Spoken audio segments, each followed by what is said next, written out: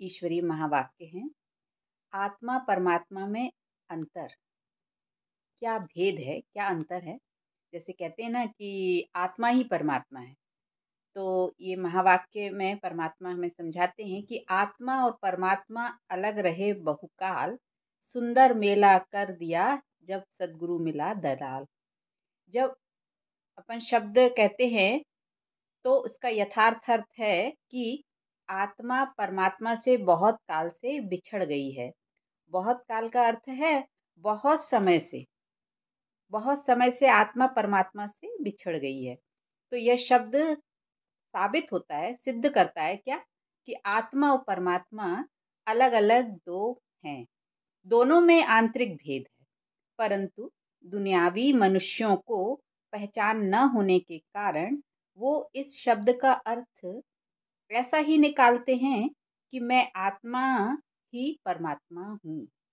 परंतु आत्मा के ऊपर माया का आवरण चढ़ा हुआ होने के कारण, आवरण चढ़ा हुआ मतलब विकारों का आवरण चढ़ा हुआ है ना आत्मा के ऊपर, तो आत्मा के ऊपर माया का आवरण चढ़ा हुआ होने के कारण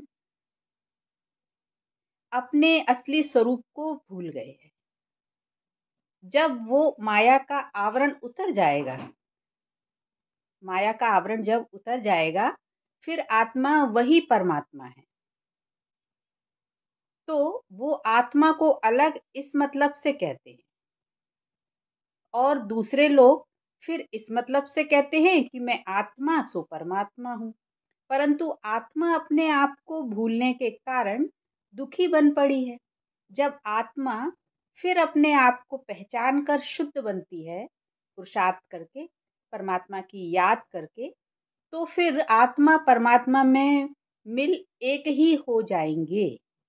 तो वो आत्मा को अलग इस अर्थ से कहते हैं, परंतु परमात्मा कहते हैं, परंतु हम तो जानते हैं कि आत्मा और परमात्मा दोनों अलग अलग हैं। ना आत्मा परमात्मा हो सकती है और न आत्मा परमात्मा में मिल एक हो सकती है, और न फिर परमात्मा के ऊपर आवरण चढ़ सकता है। तो जैसे कहते हैं ना कि आत्मा ही परमात्मा है, तो यही समझाया है परमात्मा के महावाक्य में, हमें यही समझाया गया है कि आत्मा ही परमात्मा नहीं है। आत्मा और परमात्मा अलग अलग है। जैसे कहते भी है ना कि परमात्मा बेअंत है, माने बेहद का है। तो आत्मा तो शरीर में माने हद में है, तो फिर आत्मा और परमात्मा एक कैसे हो सकती है ना?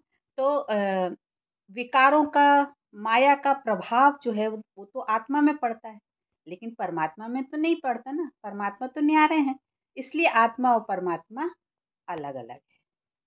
ओम शांति।